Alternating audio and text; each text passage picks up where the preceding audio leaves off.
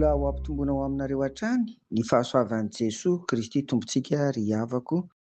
Amen. Andehantsika hiaraka hivavaka. Ry Tompo Rainay any an-danitra, misaotra anao fa fitiavanao anay ny mbola hiteninanao aminay isan'andro.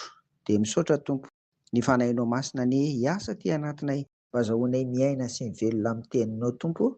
Ary raha sitrako ao koa dia ampio izay mba afaka hizary izany ho amin'ny olona rehetra. Amin'ny anaran'i Jesoa. Amen. Rehefa faran'ny herinandro tahaka an'izao dia misaotra ny Tompo isika satria navelany nanao ny asa aman-draharaha sy ny adia dia manandraikitra rehetra ary hitodika indray amin'ny fanompoana azy amin'ny fiarahan'ny vavaka ara-pitso. Ry havako, anio dia hoy Jesoa ary aminao. Koa raha ianareo na dia ratsy aza mahalala ny hoe zava-tsoa ho an'ny zanakareo, tsy mainka avy ny ray izay any an-danitra no hanome ny fanahy masina ho an'izay mangataka aminy. Amen.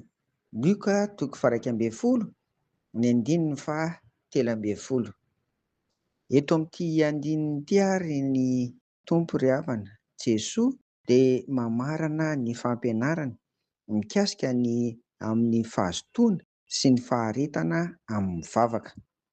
Nasain'i Jesoa mivavaka sy mangataka amin'Andriamanitra ray hatrany isika. Manome toky antsika izy fa Andriamanitra ray any an-danitra dia manome izay rehetra mahasoa sy mahatsara ny olona, ary indrindra moa izay mino azy amin'izao fiainana izao.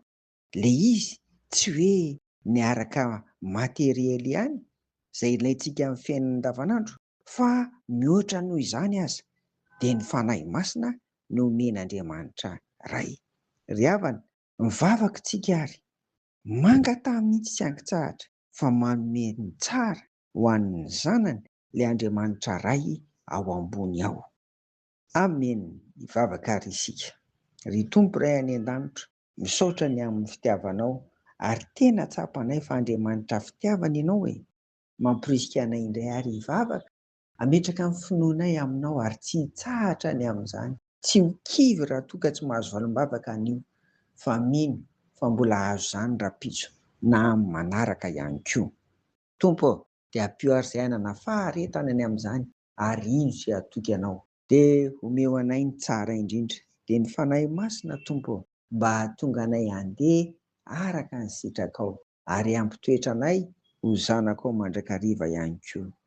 Vavaka izay ho amin'ny fotoana rapitso fantatrao no manana anjara rehetra. Fanahinao masina hanomana azy ireny araka ny andraikiny avy ary araka ny anarany avy mba ho voninahitra ao ny fanompoana ho tanterahana. Ary ny vahoakanao izay ho tonga koa dia ampiomany hatrany Tompo amin'ny alalan'ny fanahy masina fa hiaona aminao handray zava-tsoa dia ny avy amin'ny teninao hoentina indray mamakivaky ny androm-piainana sisa. Dia irianay sy angatahanay amin'ny anaran'i Jesoa izany tonom-bavaka izany. Amen. Ho aminareo hatrany ny fiadanan'i Jesoa ry havako. Amen.